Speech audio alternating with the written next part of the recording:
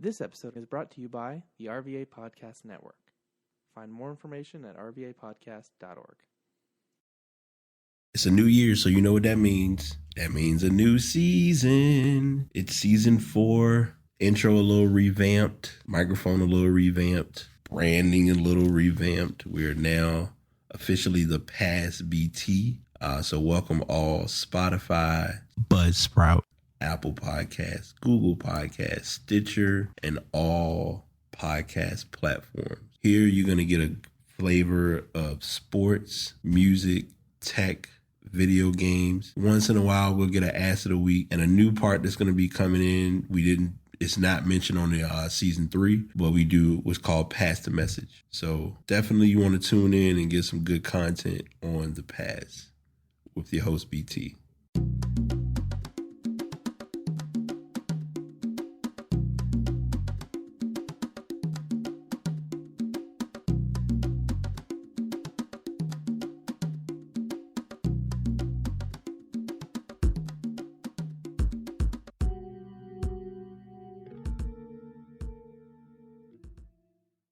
What is up? What's going on? Episode 280 of The Pass is here. I'm your host, BT.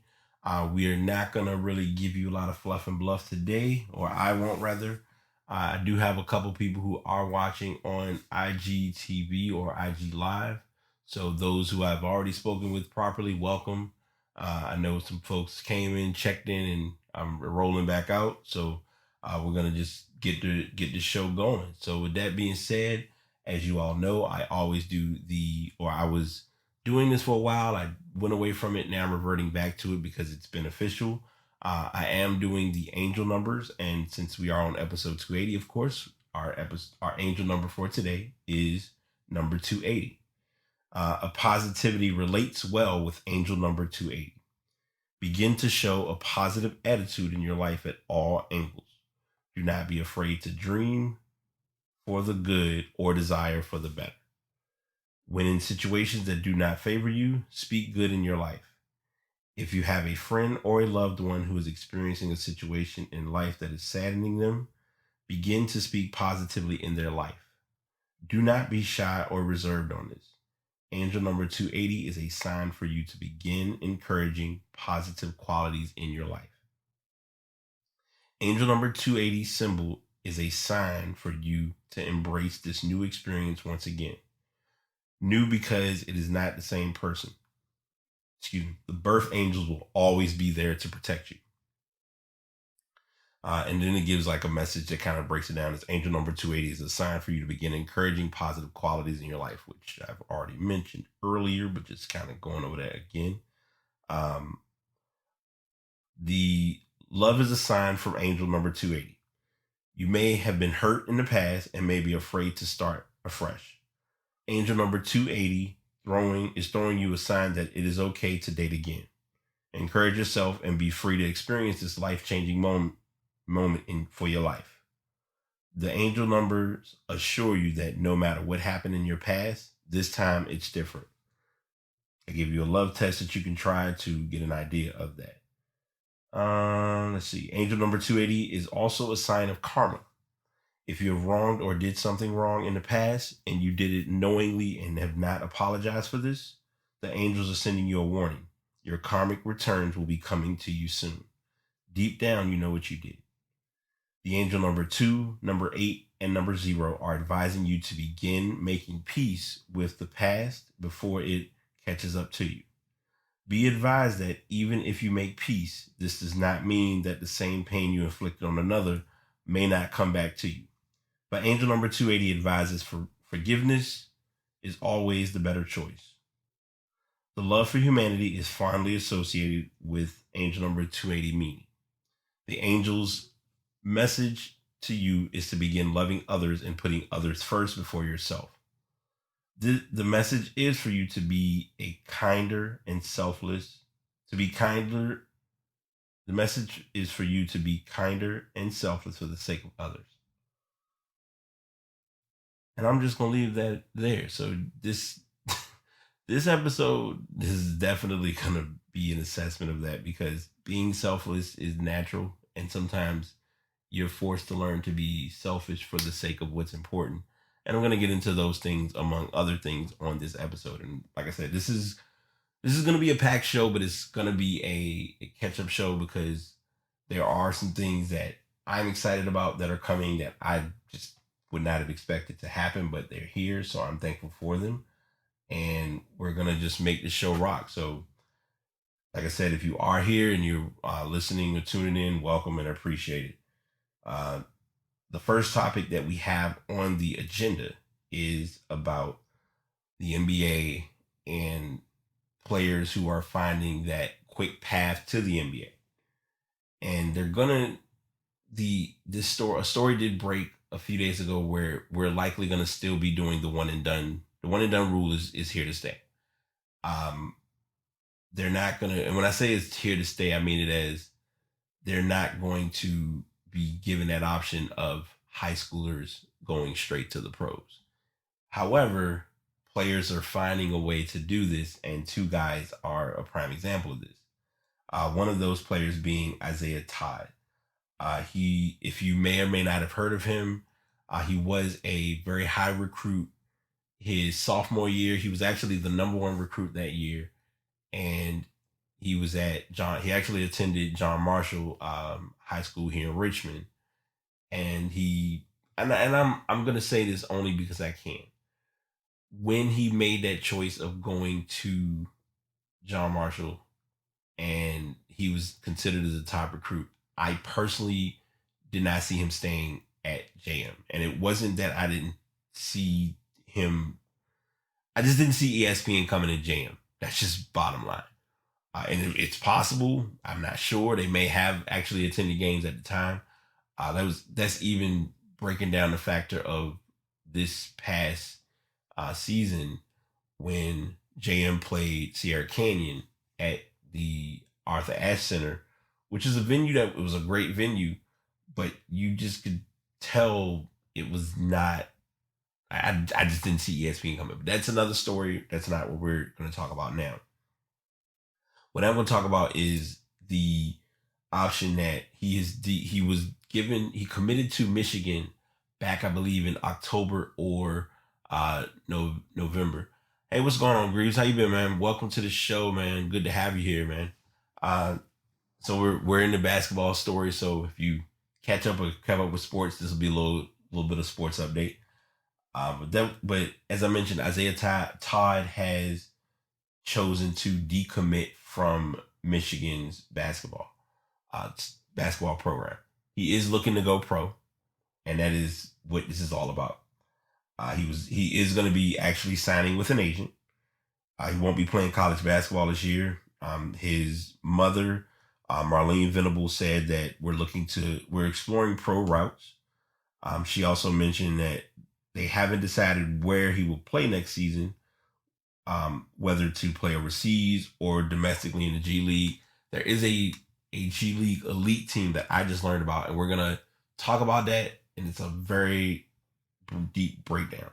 And as I mentioned earlier, Isaiah Todd is a 6'9" power forward. He's from Virginia. He attended Word of God Christian Academy in Raleigh, North Carolina. He's ranked number 13 in the ESPN 100 for this current 2020 class. He committed to Michigan back in October. He was a top 15 recruit. He was the first top 15 recruit that Michigan had landed since the ESPN recruiting database. And it was the first 5-star commitment for head coach Juwan Howard, which would have made him look good. Todd was he was the centerpiece of a top 5 recruiting class for Michigan. He was going to be joined with Hunter Dickerson, Zeb Jackson, and Terrence Williams. He's the latest to join a growing trend of high schoolers who are skipping college and choosing to play overseas before heading to the NBA. For this upcoming draft, we have LaMelo Ball and RJ Hampton, who were big names at their point. We also are going to have Mocker Maker, who is Thon Maker's brother, I believe. Marjon Beauchamp and Kenya Martin Jr. are all looking to skip college next season. I said this in my sports group, and I'm still going to say it now. I have my likes and my dislikes about this only because I guess I'm that person that I need to see it come full circle before I really commit or make a decision on how I feel about it. Do I think he's a talented basketball player? Yes. Do I know what's going to happen with him as far as his NBA career? I'm not sure. What's going on, Reese, man? Welcome to the show. But all of those things being the case, it's an opportunity. You got to take it while you can, because if you don't, you may not get that opportunity again. And this then goes into our next story, which was Jalen Green, who is taking what they've considered or called the NBA or G League pathway. He did do a Instagram live video that stated that he was going to be joining what was considered as a G League elite team. So how they explain this in the article is he was like I say, he's the number one prospect for this draft. Hey Randy, hey man, welcome to the show, man. I appreciate you coming in. If y'all have not checked out, this is a sidebar for my podcast as well as just those who are on Instagram Live. Check out Randy Wilson's podcast. Great content. Like if I haven't told you, excellent content. But as I was mentioning, Jalen Green, who is the number one prospect for the 2020 ESPN 100, is looking to leap to a reshaped NBA professional pathway program, which is a G League initiative that sources will pay elite prospects $500,000 plus and provide a one-year development program outside of the minor league's traditional team structure. He's the number one overall pick, or looking to be a number one overall pick for 2021. He is bypassing college to become the professional pathway's first participant. A decision that likely clears the way for more commitments from elite prospects. His decision to join the NBA and G League development program for the 2021 season has broad implications for the future of the NCAA and NBA landscapes. Let's see. NBA Commissioner Adam Silver and G League President Sharif Abdul-Rahim have worked to eliminate two massive hurdles to convincing players uninterested in college basketball to pass on the lucrative National Basketball League of Australia by providing a massive salary increase and a structure that doesn't include playing time in the G League. Once top 20 draft prospects LaMelo Ball and RJ Hampton chose to play professionally in Australia this year, Silver became more determined in pushing Abdul-Rahim to explore a financial and basketball structure that enticed top American prospects. Green represents a massive breakthrough for the NBA's longstanding goal of gaining access to top prospects who want an alternative to the NCAA. That's a problem. That's a real program the NBL has. It's appealing. We have kids leaving the United States, Texas, and California, and Georgia to go around the world to play, and our NBA community has to travel there to scout them. That's counterintuitive. The NBA is the best development system in the world, or has the best development system in the world. Is what I think they were going for. And those players shouldn't have to go somewhere else to develop for a year. They should be in our development system. So I'm gonna paraphrase a little bit because this is a real huge deep dive regarding this story, and I'm going to talk about this on my platform or in my format that I feel can make this make sense to everyone who is seeing this occur. Years ago, let's see, we'll go back, and I know this is me always doing the painting of the timeline, but it's relevant. In this case, it's very relevant for the sake of this conversation. You have, so here it is. You have let's see, you got LeBron James, you had Carmelo Anthony, like you had that class in 2003. Then you get in 2004, Dwight Howard's class, which I believe was the last class that had the high school to the NBA leap as an option. 2005 is when this all got started. And I believe it was Andrew Bogut who was drafted that year. And you were beginning to see a lot of the one and done action come full circle. Because the draft class that always gets talked about, and we really don't realize it was a big deal at the time, was when you had Greg Oden picked as the number one pick by Portland, and then Seattle at the time before they went to OKC gets Kevin Durant at number 2, which still gives question and wonder of what if things had been a little different. So now you went, we'll say for the sake of argument, 14 years with this rule, 14, 15 years with this new wave, and the NBA wants to not limit the option to kids to come into their game by not going overseas, because that's kind of what, if you look at it with the Ball family, that was what LaMelo did.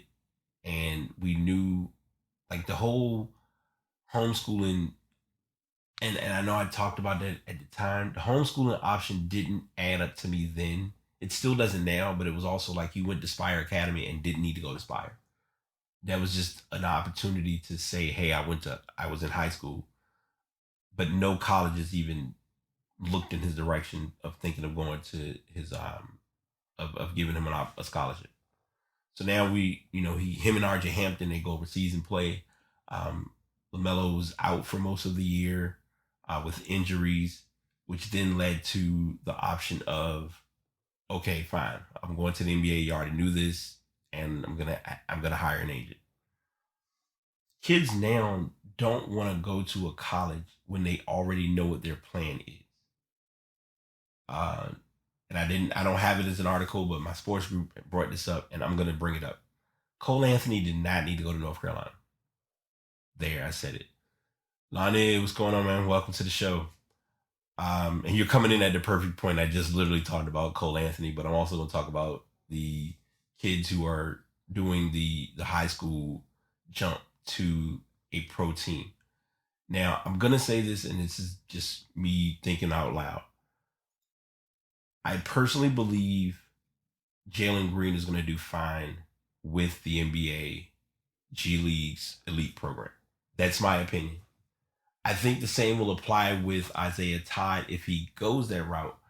The only tough part is going overseas to play. There's not a certainty of what's going to happen with all that we're dealing with now with this pandemic. And that's something that you also have to look at. When these kids do decide to make this choice, when are they going to be playing? We need to see when seasons start, when are they going to have practices, all of those things. What Jalen Green gets out of this that is already being presented, and it's likely if Isaiah Todd does the same thing, it comes out as a winning formula, is you get the development and the strength and conditioning coaches working with you on things that you need to be prepared for the NBA when you're actually drafted. Now, do I think Jalen Green could possibly be a number 1 pick for next year's draft? Absolutely. Will that be on the basis or on the strength of how he looks in the G League? Of course. If he gets in the G League and stinks it up, he'll still be a lottery pick, because whether we want to say it or not, drafts don't have as much value or as much stock. I'm sorry, and I'm doing what my friend does, so I'm looking at the camera if I'm a little off. So my friend Lonnie just asked, why is Todd not going to the G League route? Not going to G League route. Overseas might be tougher. So that's the thing. We don't know which option he's taking yet. He's mainly mentioned that he has an agent and he's going to be playing professional ball. They haven't said what professional ball he's going for. That kind of left the table open to see what those options are. I'm hoping he goes G League, but it hasn't been that information hasn't been presented yet. So we're kind of in the trenches right now with that portion. So that's what I have for those 2 articles. I don't want to dwell on those or harken on them or give a lot of massive context to them yet, because one, we have to see if we're even going to have a season next year. Like this, I use the platform accordingly to talk about what's going on with the medical portion, but I also am respectful in not giving information that could impede anything involved of that sort. Another sport or another venue that's being affected by that was affected by COVID-19 is the XFL. Now, if any of you remember, the XFL was the resurged league that Vince McMahon brought back and it was supposed to be the go. And now it looks like the season, like obviously we knew this season got canceled, but now next season is canceled. So to kind of give you an overview, the XFL did suspend operations on Friday morning, and multiple sources told ESPN that the league has laid off nearly all of its staff. A handful of executives remain employed and currently has no plans to return in 2021. So maybe they're looking ahead and might know something that we don't know yet. And that's just me talking aloud. I don't know. I'm just kind of making a general statement just to put it out there of what could be and what we may not know. The XFL is owned, as we already are aware, by WWE CEO and President Vince McMahon and Alpha Entertainment. The WWE did state that given the uncertainty of the current environment, the XFL has suspended operations and is evaluating next steps. The XFL canceled its season last month after 5 games as part of the shutdown due to the pandemic. They were initially going to return next year, and obviously they're not. The commissioner, Oliver Luck, who was hired in 2018 to guide the spring football league in decades, did not speak. It was not immediately clear if he's still with the league. If they said that, then probably means he's not with the league. According to prominent former XFL staffer who was on the call, Pollock stopped short of saying the league was going out of business, but the strong implication was clear. It's done and it's not coming back. There was no immediate comment from the league. And there were different players in the league who posted their thoughts about this, about the cancellation of the upcoming season. And even it's interesting because PJ Walker was one of them who was actually picked up by the Carolina Panthers. So this kind of almost became what the XFL became what it was supposed to be, which was a unique pipeline for the NFL. But not everyone is going to be seen because, I mean, you only got 5 games that you can really look at seeing what guys were showing. This was his second attempt of doing this league. As you remember, he tried this back in 2001 and it didn't work. And that's kind of the gist of it. Our next story is a fun one, but it's a different one. The NBA has decided to utilize both their NBA and WNBA platform by making the masks for players. I mean, not for players, but for people. So I'm going to give this article a little bit of attention, but I'm going to kind of paraphrase a little bit. The masks are on the NBA Store's website. They do start at $14.99 if you buy it individually, or if you buy them in a set of 3, they are $25. The proceeds for these are going to be going to Feeding America in the U.S. and Second Harvest in Canada. The article that I got isn't the best article, but it's a valid statement. But it was just you don't want to really look at it the way they said it, but it's true. The NBA and WNBA masks are excellent, even if they look like underpants turned backwards. And that's all I'm going to say. Because it is very unique that you're wearing a mask on your face that all it has on the front is just whatever your team's logo is. Which when I saw those, I was like, okay, I might not really roll with it. But then when I saw the other colors and other options that were in sets of 3s, they were a little more creative, had a different design. You then look at the shipping time frame, which I did look that up today. If you order one now, you're likely to get it over a month from now, which is like May 22nd. And I personally believe the reason of that, if I'm taking a blind stab in the dark, is because these are I can see them being sold very quickly. The best part of this too is that it's going to be all the profit. Like all profits made from these are going to be going to those charities. It's not going to be, okay, we're giving a portion of the proceeds. So I thought that was good. So that's kind of the overall bit regarding the masks and what's going to be with the new masks that they're wearing. This part that I'm going to do now is not there's no article for this. This is me just doing a freestyle, but it's also something that I read about and I'm going to chop into a little bit. As many of you may or may not know, I run a sports group. It's called A Space to Sport. If you are not part of it, reach out to me. I will definitely get you in the group. It's a good space to really be open and dialogue about sports.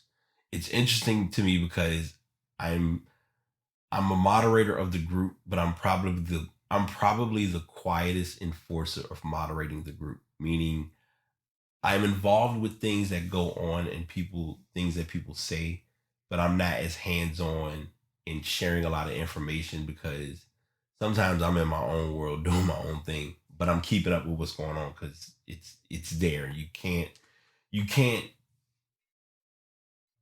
allow yourself to ignore a lot of the stories that happen. And I learned this, I think I might have talked about it on here before, where it was they were giving us an example of the Bulls, the 96 Bulls against the 2016 Warriors, and it turned into like an all out battle of, well, who's playing, what court are we playing at, what time of day was it, how's the weather outside, and what basketball are we using, what rules are we playing, who's refereeing, is one of the refs Tim Donaghy? If you don't know about Tim Donaghy, do your research as basketball fans. But all of that being said, that was the picture painted. Well, I have promised, and I hope Jarrell makes it into this chat, and if he doesn't, he'll hear it on the podcast. I am going to give they put up a picture of 3 players who are all good shooters. Let me start back. Welcome back. There were 3 shooters. Anyone who knows me in my true day of playing basketball, I was a shooter. There was not much of a dribbling thing going on. There was not much of, I had a lot of moves. Couldn't get by nobody to save my life, but I could shoot. So shooting conversations always are fun for me in that capacity of having to be put in a position of doing 3 things. They give you 3 players and they ask you, who are you going to start, who are you going to bench, and who are you going to cut? Now, to give this even more of a substance, they put 3 guys who are all great shooters. I'll even say on record, Klay Thompson is a great shooter. Like, we've seen how much he can score efficiently from behind the arc. So the 3 players they have in this conversation are Reggie Miller, Klay Thompson, Ray Allen. And the first thing I'm thinking to myself is, I gotta bench one of these 3 players. This is tough. But I'm going to be fair, and I'm going to give my perspective, and I'm not going to do any generational, when we playing, is there hand checking it? Put all that shit aside. Let's just get into it, and I'm going to give my answers. Starting, hands down, I'm starting Klay Thompson. Not even going to fool myself. Not going to fake it. Not going to be in denial. If Klay was not on this list, I would start Ray Allen. So that then obviously gives my option, because that kind of exposes my next point, which is I'm starting Klay Thompson, I'm benching Ray Allen, and I'm cutting Reggie Miller. And the only reason I say I would cut Reggie Miller, and this is probably going to surprise a lot of people, I don't think Reggie was that big of a scorer in his 3-point arsenal. Ray could shoot, but Ray could also score. So you were getting the best of both worlds in his way of playing. So that's why I give those 3 in that order. Klay's a bigger scorer of the 3. Obviously, he's in an era of basketball where scoring is expected. Most guys average 20 to 25 points a game. Yes, my friend has commented he's not feeling it. I would love to start Reggie. Anyone that knew me knew I had a Reggie Miller jersey. Still gonna put him. I would still cut him. Only because the scoring, he was not a high scorer, and would he score like he did then in today's game? We don't know. And that's something that I always will go back to or resort to whenever these different types of conversations are had. You have to factor in rules, and you can't base things off of selective choice. You have to be real in what's presented. So yeah, Clay is starting, Ray's off the bench, and I would let Reggie Miller go. Reggie Miller is one of the most clutch shooters. I mean, what was it, 8 points in 10 seconds? Still one of those conversations that we'll always remember as basketball fans, but that would still be my three, or that would be my option. We're going to now get into stuff, and I do have 3 things that I'm personally going to talk about, and then we're going to get into what articles that I did find that have hit based on what's been going on in the tech and music and gaming world in the last 2 weeks. So first and foremost, let's see. Okay, so my friend commented, said Ray was a right place, right time, dead eye shooter. Who that sounds like? I mean, that's why I chose him. If you left me in the right position at the right point, and if there was enough space, even if people played before I continue with this thought, I'm gonna go back to what my boy said. If you put me in a position and it was a person who was checking me with the whole full physical in your face contact, I still didn't care. I was gonna still shoot in their face, and I always was willing to deal with the consequences of doing that, and that's even kind of almost how life is carried for me in today's mindset. But that's neither here nor there. First thing I'm gonna get into on stuff is let's see, today is the 18th. I am less than or merely 3 weeks away from finishing school. Excited, overjoyed, beyond elated. I have been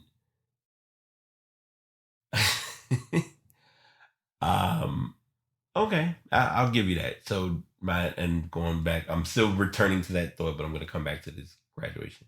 My friend Lonnie then said, "You was a scorer though. You was aggressive. Ray was not, and you played defense. Ray didn't." If we really want to go into that conversation, neither of these guys are really well. Ray, out of the 3, Reggie was the more defensive based player, but he also had to do so based on his teammates kind of getting that defensive mindset, because Jalen Rose wasn't playing a lot of defense. Travis Best was semi-defense. Only other player that you had that was really a defensive threat was Jermaine O'Neal, and that was off and on. But that's my hot take on that part. And thanks for the congratulations. Like I said, May 8th is my target day of graduating, and I am scared to death because I don't know what's coming next, but I am definitely being humbled by what occurs from that. So that is announcement or stuff portion number 1. Stuff portion number 2 is you may be hearing me more on another podcast. I do help a friend of mine's with her podcast, Maisha. She was in the show earlier on my Instagram live, and with her co-host Mr. 913, they are doing a show called Let's Talk About It, where they literally talk about everything from apples to zebras, as she references it, but it's more so a very open dialogue of transparency and vulnerabilities that not everyone can have those open conversations. Hey bro, I'm gonna be here, so you got like I'm gonna literally be rocking this for like another 20-30 minutes, so it's all good.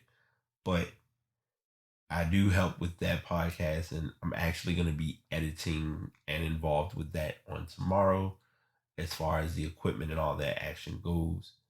And I am kind of like the quiet yet unique producer in that show.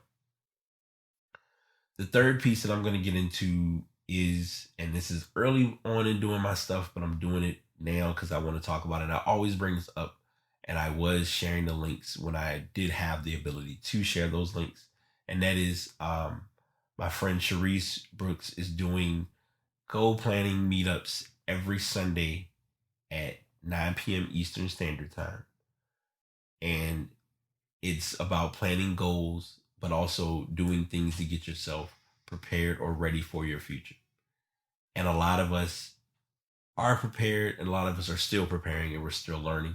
I'm personally still learning because if anyone was in my quarantine area will definitely attest that I am working on this a lot. And that's kind of the nicest way to put it. So if you want to get little tidbits or tips on how to get yourself in a better place of goal planning, by all means, come check it out. I would turn my camera around to show you this, but I'm not going to move it off the stand because it's me being me. But it is, like I said, today is April the 18th. This is one of the first months that I've had my dry erase board of my calendar be a lot emptier than normal by not really posting as many um, events and tasks that I have on hand. I've kind of just been using other means of writing this down, such as my dry erase board that I have all my weekly goals. My number one weekly goal that I have been forcing myself to learn harder to deal with is not overwhelming myself. And I promised a friend of mine that I will keep that on my board every week. So we will see how that goes. Hopefully, my friend Angie, she may not be listening now, but she's going to listen to the audio. Is using a weekly calendar. Find your way to organize. And if you are okay without organizing and your life has been smoothly sailing along and you have everything you want, props to you. You got the utmost respect for me. And I'm not here to place knock on those who did or do not, because I was one of the ones who did not or do not. Even before I started doing the goal planning, people would look at my calendar and thought I had no life. And hey, they're entitled to believe that. But that's just where I was at and how I kind of did things. So those are my three personal bits that I wanted to share before I get into like the actual stuff that has occurred this week. So with that being the case, we are going to get into our first story, which is that Streets of Rage 4 is going to be coming out. And any of you who were gamers that owned Nintendo will remember, and I want to say, I might be, correct me if I'm wrong, I know it was on Nintendo and I believe it was on Genesis. Streets of Rage 4 is back. It has been 3 decades since we had the last game in existence. They're going to be adding a new entry, and that game will be released on April the 30th, which is actually 2 weeks from now. When this show records, once it's uploaded, it'll be like that Thursday. So it's pretty dope. The game will be $24.99. It will be on PC, Xbox One, PS4, and Switch. There is a trailer that came out to show off battle mode, which a lot of you may or may not remember, but it was a feature that returned from the second and third games of the series, where players beat up on each other instead of just a stream of AI controlled enemies. It does support 2-player online multiplayer of 4 players locally. We all value that local gameplay because that takes you back to the nostalgic. You're beside me, I can scream, I can get mad, whether we're working together or separate. They have stepped up from simply porting or remaking retro games like Wonder Boy 3 to creating new experience from scratch. And judging by our Gamescom demo last fall, it is ready to deliver an experience worthy of the series. This game looks like it's going to be pretty good. I personally have not looked at the trailer. I have a feeling it's going to sell. Like I said, it should sell well. Now, the question for me is going to be if it's a digital only based purchase, or will it be available as an online sale? Like if it's a digital purpose, or can I physically go in the store and purchase a copy? So we'll see how that all comes out and how that plays out for that game. PlayStation 5 has given us more information, or more, I guess you can say, their concept of what they're going for. And they have shown a prototype of what the system will look like. And in the video that they show, it gives a presentation of Grand Theft Auto 6, which then generates the question of when is GTA 6 coming, which may be a question to look at because we are 7 years out from when the initial GTA released. So that's kind of where we are with that setup. They already had showed us what the PlayStation 5 controller looked like. A lot of people did like it. I don't really have a love-hate about a console's controller. And I know this probably is going to sound dumb or redundant, but you want it to feel good in your hand. That's mainly a gamer's number one concern is can I play hours on end with this controller and not be annoyed while using it? Make sure I use my words properly. I look back at like even when I got my Gears 4, no. Was it a Gears? Yeah, Gears 4 had a special Gears of War console and it included the controller that had a bit of a different grip to it. And when I first used it, I didn't know how to feel about it, but it was actually not as bad of a grip as I expected. The only thing that I had to alter or change, and it's just me being me, was I had to take off the actual motion sticks and put on the motion sticks from the older controller because I use Control Freaks and the Control Freaks didn't fit on that specific model. It was I think it was a little bigger for the Gears controllers.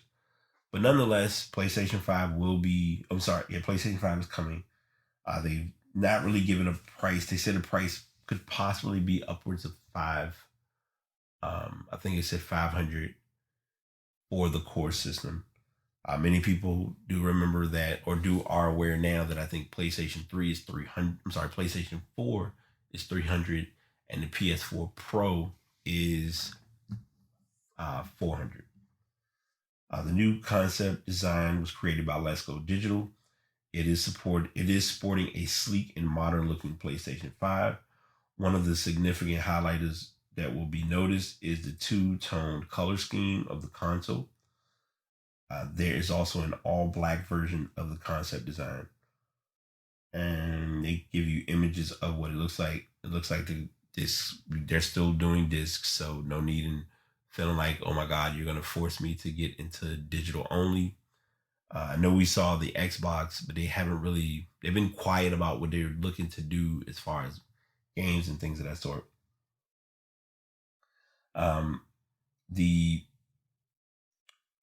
The actual design of the PlayStation 5 releasing is still not confirmed, but this, like I said, this is a concept. But they revealed that the release of the console has remained unchanged.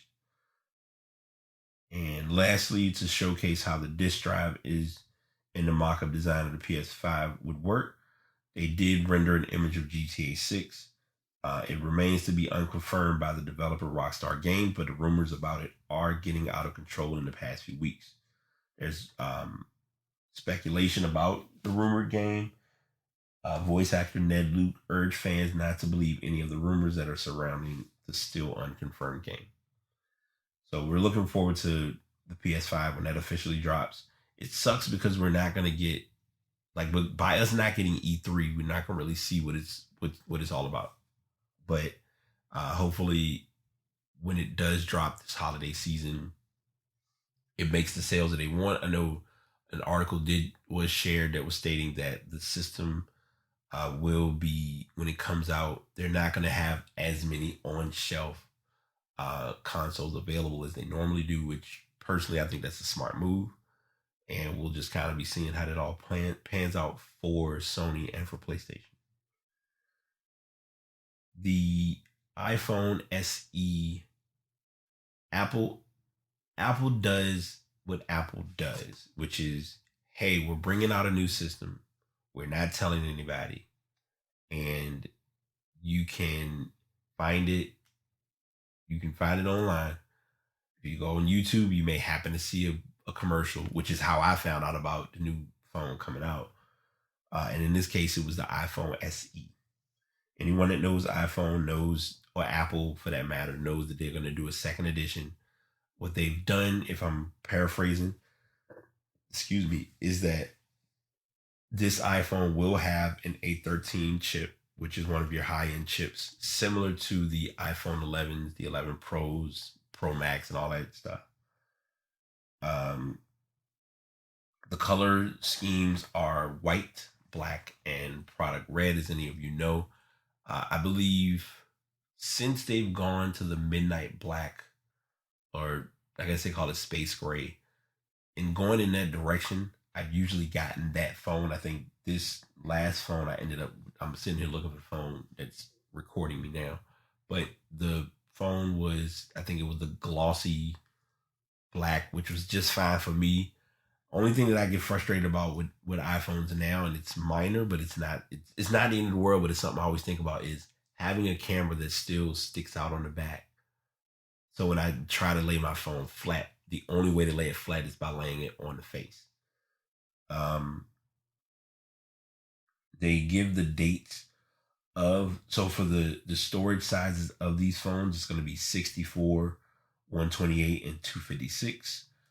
Based on the Apple Store's time frames, they're giving May 4th through May 6th is going to be expedited shipping on the iPhone SE White. And May 6th through May 8th is if you're doing free shipping, and that's on all three models. For the SE Black, 64 and 128, 4 through 6 for expedited, 6 through 8 free shipping. Then for the big boy SE Black, it's going to be May 6th through 13 for free shipping. And there's no expedited shipping available, which personally I don't blame them. And for the product red, all three models, you're looking at May 6th through the 13th for free shipping and no expedited shipping available on those. I believe pre-orders can be done now. You are able to do pre-orders as of yesterday. And the first orders are going to be expected to arrive by April 24th. Shipping times for the SE held steady for much of yesterday, but since then they've gradually started pushing into May. Currently, they don't really give you. Here it sucks, so they really don't give you much of a spec breakdown. But like I said, it does have the ability to do 4K video, which to some people isn't a big deal, but it's also, if you want to get the best quality video, you don't have all of the cameras, which in my opinion, it looks like the iPhone XR, but it's given the iPhone 11 specs, at least that I can say. Of course, as everyone is already aware, it's not going to have an iPhone. It's not going to have a headphone jack. We're pushing Bluetooth. I will give phone carriers probably another 5 years before we start to see Bluetooth headphones be part of a package deal for phones. I think I've said that before on shows. I'm still sticking to it because I feel like that's the space that we're in with overall with how phones are and how we use phones. And that's just my personal opinion on that. We then go into our music sesh, which there were a lot of albums, there were a lot of singles. Division brought out their album. If you do or don't remember, I did talk about Division bringing back their they had Snow Allegra in one of their songs as a feature, which I thought was pretty cool. And from there, it's been kind of just a good roll with that album. I listened to a couple songs. I did briefly listen to French Montana's new single. And DaBaby brought out an album, which I think is still funny because they showed the album cover and it's him wearing a mask, which I was like, okay. Kelly Rowland brought out a new single. I believe we talked about it already, but Drake's single, Tootsie Slide, did come out in the last few weeks. John Legend has a new single. Tory Lanez has a new album. I'm going to share with you all that if you are a fan of background noise, and you need um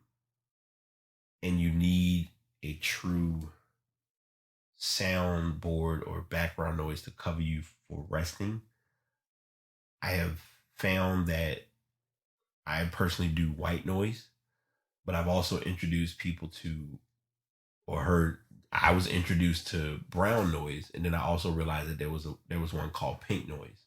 I have an article that is in the show notes that I will, or that I have as a tab for the podcast. And if you are wanting to listen to it, you can definitely look up, if you have Spotify, if you have Apple Music, if you have any of those major platforms. I would not be surprised if it's on Tidal, but find those playlists, and that will be like a good, helpful resource to listen to music without having like anything loud or extreme to help you sleep. A go-to that I have that I've always done is rain noise or rain sounds. Like it literally sounds like the rain. And I was explaining this to someone who was just like, I don't understand it. And I was like, most people who sleep, it's not that they need an actual noise or need it to physically be raining outside, but it's a genuine form of having like a helpful background noise to relax the mind and kind of get your mind off of other things that are going on. So, also, by the way, if you have, and I'm not going to say it, but that program that starts with a G, or if you have the other speaker, I'm not going to say her name either because I don't want people's speakers to go off. But if you use any of those, search through their platforms and search through their options to see if they have those sound features. I know with my mini with the G, it does have the option to do rain sounds. I believe I can do white noise. And there are a couple of others that I've tried. One that I found to be unique and pretty cool is wind chimes. And just, that's all I'm going to leave with that. My pass of the week, because I really didn't look up any articles or look up any stories based on things that I saw crazy, because it's been school or nothing lately. But for pass of the week, I'm gonna make this a personal one. Like anyone who has lost anyone, any family members or friends during this COVID pandemic, case, my prayers and my thoughts go out to all of you. It is not easy. It is something that is more eye opening than we realize. Social distancing is a real thing. Please be respectful of people's space. I shared this with someone, and it's something we never think about. They put the little feet and the blue lines and the tape and the stand here options on the floor because 85 to 90% of us are on our phones, and that's where we're going to look. So keep that in mind and be aware of that in your walking and in your respect of other people's space and utilization of especially the 10-person rule, because it is a real thing and companies are enforcing it, which I personally do not mind.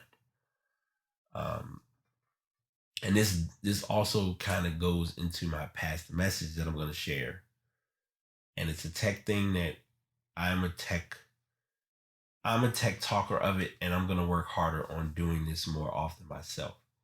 And that is, if you're not actively using a device, charge the device and let it charge. Charging it and using it is not helping the device. And I'm going to explain this in a way that I did with a couple of people who I work with, because it's something that the more I see it, the more that I'm trying to make us more aware of how it's important. As humans, we sleep. When we're sleeping, we're not sleeping and awake at the same time. Yes, they're sleepwalkers, I get it, but for the sake of just the generic factor of you're physically laying down sleeping, you're not sleeping but still awake doing things. With a cell phone, if your phone is charging, you're not helping the battery nor are you helping the phone, nor are you helping your hand, because the phone can get hot from you doing this.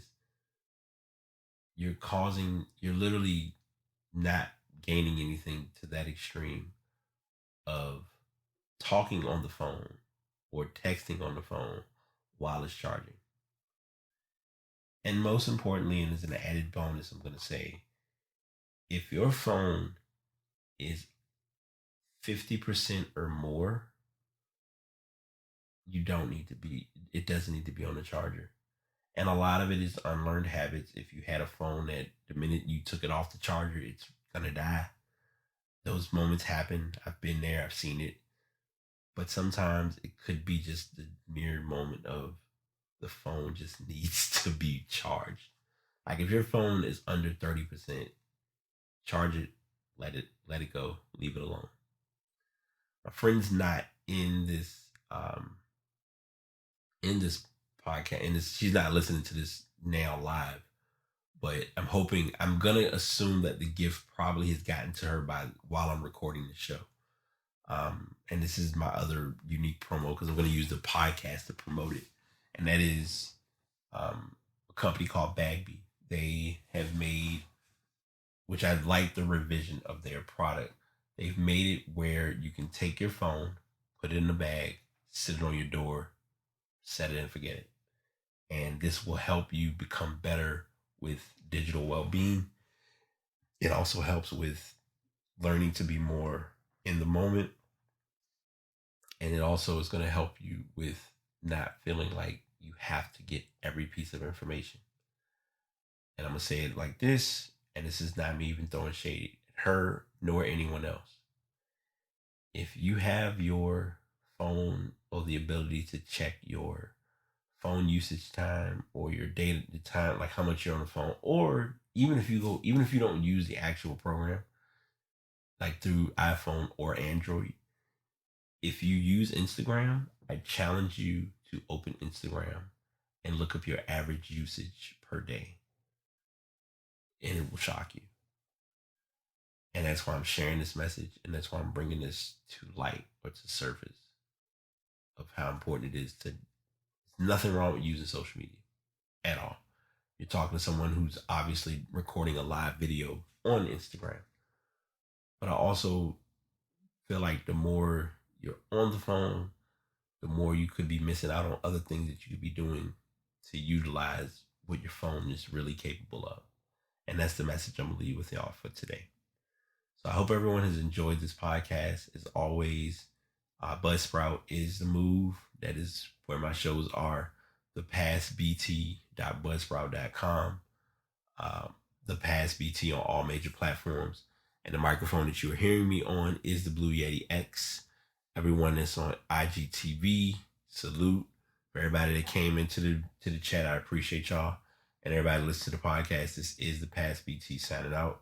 Y'all have a good one.